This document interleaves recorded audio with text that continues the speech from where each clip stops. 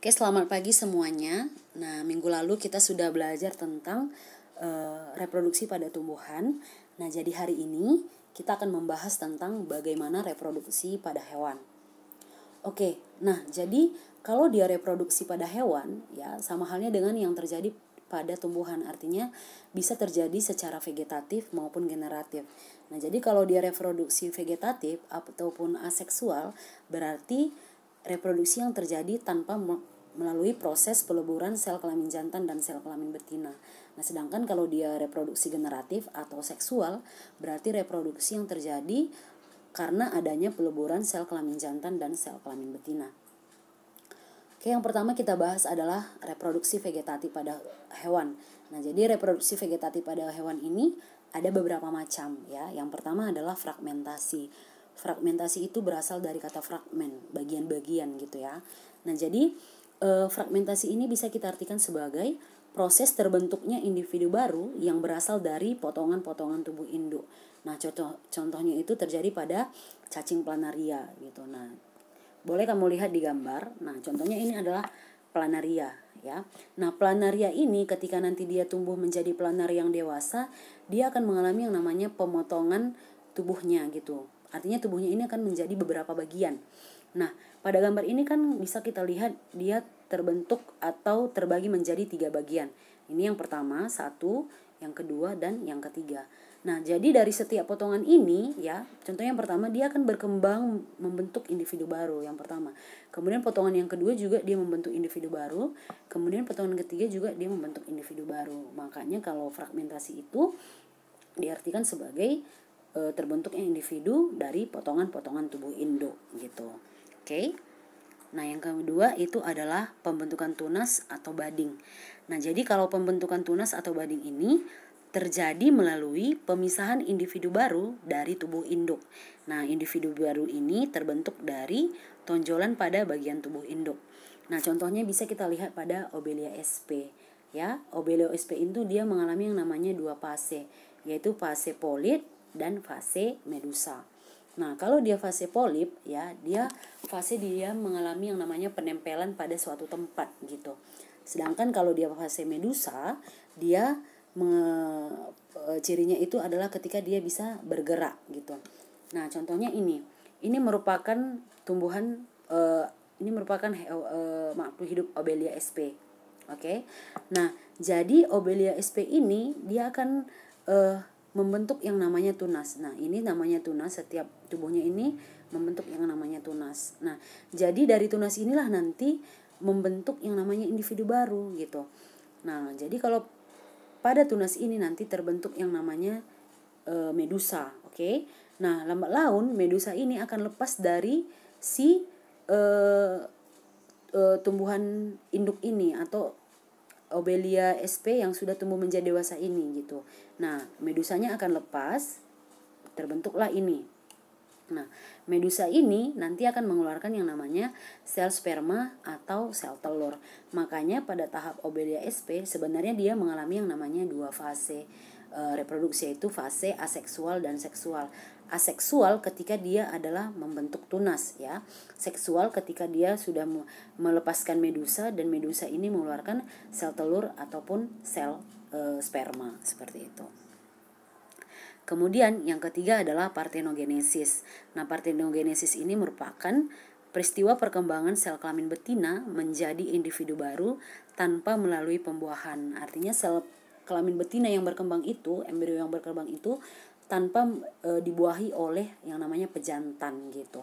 Nah, ini terjadi secara alami pada kecoa, pada semut, pada lebah, dan kutu air. Oke, yang kedua kita bahas adalah reproduksi generatif atau reproduksi seksual pada hewan.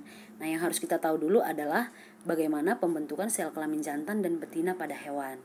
Nah, jadi di sini pembentukan sel kelamin jantan dan betina pada hewan ini sama halnya dengan pembentukan sel kelamin jantan dan betina pada manusia.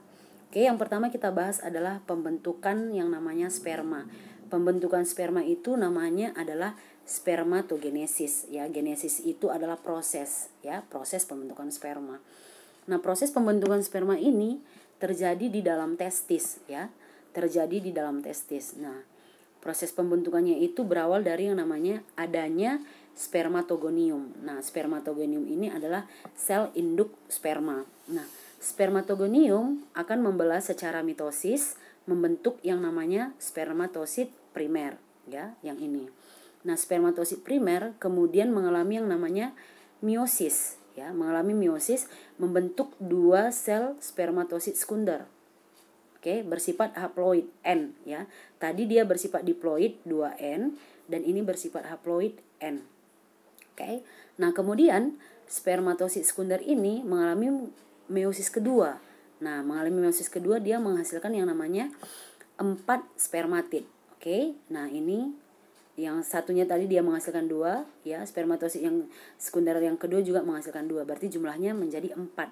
Nah, kemudian 4 spermatid ini berkembang menjadi sperma. Nah, jadi setiap satu kali spermatogenesis menghasilkan yang namanya 4 spermatozoa atau 4 sperma gitu ya. Nah, kemudian kalau yang kedua kita bahas adalah pembentukan sel telur pada betina. Namanya adalah oogenesis. Nah, oogenesis ini terjadi di dalam ovarium. Nah, diawali dari oogonium. Nah, oogonium bersifat diploid mengalami yang namanya pembelahan mitosis. Nah, dan menghasilkan yang namanya oosit primer. Nah, oosit primer ini mengalami pembelahan secara meiosis pertama, menghasilkan oosit sekunder. Oke.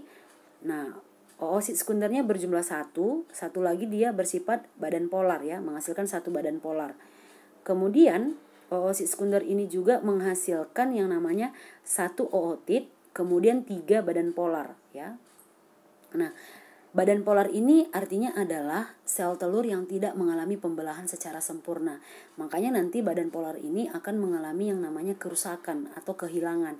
Makanya nanti satu ootit ini berkembang menjadi satu sel telur yang baik gitu. Makanya perbedaan dari spermatogenesis dan oogenesis adalah pada spermatogenesis dia sekali pembentukan sel gamet menghasilkan 4 sperma. Nah, sedangkan kalau pada oogenesis sekali pembentukan sel kelamin dia hanya menghasilkan satu sel telur. Nah, seperti itu. Oke. Yang kedua kita bahas adalah pembuahan pada hewan. Nah, jadi kalau pembuahan pada hewan ini sendiri, dia ada 2 jenis, yaitu pembuahan secara eksternal dan pembuahan secara internal. Nah, kalau dia pembuahan eksternal artinya di luar gitu ya. Nah, jadi kalau pembuahan itu kan pasti terjadi di dalam tubuh induk si betina. Nah, jadi kalau dia pembuahan eksternal berarti pembuahan pada hewan yang terjadi di luar tubuh induk betina. Nah, ini terjadi pada hewan akuatik atau hewan yang hidup di air. Contohnya misalnya pada ikan. Nah, jadi nanti prosesnya contohnya kita buat pada ikan. Nah, jadi ikan betina ini nanti dia mengeluarkan yang namanya sel telur. Nah, sel telurnya ini dibuat atau dikeluarkan ke air gitu. Kemudian ikan yang berkelamin jantan dia akan juga mengeluarkan yang spermanya ke air mendekati sel telur.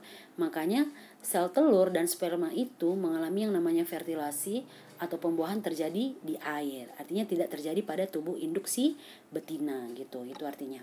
Nah, kemudian kalau dia pembuahan internal. Nah, internal artinya di dalam gitu ya. Nah, jadi ini terjadi yaitu pembuahan pada hewan yang terjadi di dalam tubuh induk betina. Nah, ini contohnya terjadi pada hewan bukan organisme akuatik, artinya kecuali hewan akuatik gitu. Karena kenapa?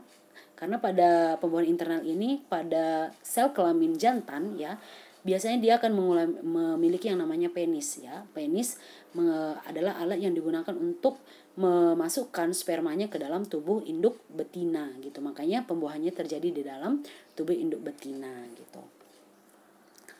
Oke, yang terakhir kita bahas adalah pertumbuhan dan perkembangan hewan. Nah, pertumbuhan itu seperti yang sudah kita bahas pada bab pertama ya, pada manusia, bahwasanya pertumbuhan itu adalah proses bertambahnya sel dan ukuran tubuh gitu ya. Nah, jadi pertumbuhan ini menyebabkan bertambah besarnya tubuh atau bertambah tingginya organisme gitu. Artinya dia bersifat tidak dapat balik ke ukuran semula. Sedangkan kalau dia perkembangan berarti proses menuju kedewasaan atau ditandai dengan matangnya sel-sel kelamin jantan maupun betina. Nah, namun pada tahap pertumbuhan dan perkembangan hewan di sini kita khusus membahas yang namanya metamorfosis. Nah, metamorfosis itu adalah salah satu tanda atau ciri ketika hewan itu mengalami yang namanya pertumbuhan dan perkembangan gitu ya. Nah, jadi metamorfosis ini bisa kita artikan sebagai suatu proses perkembangbiakan biologi pada hewan yang melibatkan perubahan penampilan fisik atau struktur setelah mengalami kelahiran atau penetasan gitu. Nah, jadi metamorfosis ini ada dua jenis, ada metamorfosis sempurna dan metamorfosis tidak sempurna. Kalau dia metamorfosis sempurna, dia nanti dicirikan dengan adanya bentuk tubuh yang berbeda pada setiap fase. Nah, contoh metamorfosis sempurna itu adalah kupu-kupu, katak, lalat, dan nyamuk. Nah, sedangkan kalau dia metamorfosis tidak sempurna, dicirikan dengan adanya bentuk tubuh yang sama gitu. Setiap fase itu dia memiliki bentuk tubuh yang sama, tetapi ukurannya yang berbeda ya. Nah, contohnya nanti terjadi pada belalang dan kecoa ya. Kita ulangi, kalau dia metamorfosis sempurna, adanya perubahan bentuk tubuh pada setiap fase. Nah, sedangkan kalau dia tidak sempurna, berarti tidak adanya perubahan bentuk ya. Bentuknya tetap sama tapi ukurannya yang berbeda pada setiap fase. Oke, nah ini merupakan siklus hidup atau metamorfosis sempurna pada kupu-kupu. Nah, misalnya kita lihat berawal dari telur ya. Nah, diawali dari yang namanya telur. Nah, di sini kan bentuknya bulat gitu ya, berbentuk telur. Kemudian dia akan mengalami yang namanya telur berkembang membentuk yang namanya larva. Nah, artinya bentuk dari telur ke larva itu kan bentuknya sangat berbeda gitu ya. Nah, kemudian dari larva dia membentuk yang namanya pupa ya. Bentuknya juga sangat berbeda gitu. Nah, setelah dari pupa, dia akan berkembang menjadi kupu-kupu dewasa. Nah, artinya di setiap dari sel telur, larva, pupa, dan kupu-kupu dewasa itu, setiap fase itu dia mengalami perubahan bentuk gitu. Makanya dia disebut dengan metamorfosis sempurna. Nah, kemudian ini kita bahas yang kedua adalah metamorfosis tidak sempurna yang terjadi pada pada kecoa ya. Nah, biasanya diawali dari telur ya. Nah, berawal dari telur, kemudian dia mengalami yang namanya nimfa. Nah, dia mengalami nimfa 1, kemudian berkembang menjadi nimfa 2. Nah, bentuk dari nimfa 1 ke nimfa 2 ya, bentuknya itu tetap sama tetapi ukurannya yang berbeda gitu. Kemudian dari nimfa 2 dia akan berkembang menjadi kecoa dewasa 1. Nah, bentuknya juga masih tetap sama. Kemudian dari kecoa dewasa 1 berkembang menjadi kecoa dewasa 2, bentuknya tetap sama gitu. Nah, itu artinya metamorfosis tidak sempurna. Artinya dia tidak ada namanya perubahan bentuk setiap fase, namun ukurannya saja yang berbeda. Makanya dia disebut dengan metamorfosis tidak sempurna. Oke, nah sekian pembahasan kita hari ini mengenai reproduksi pada hewan. Nah, jika ada yang kurang jelas, bisa bertanya sama Ibu di Google Classroom kita. Sekian dan terima kasih.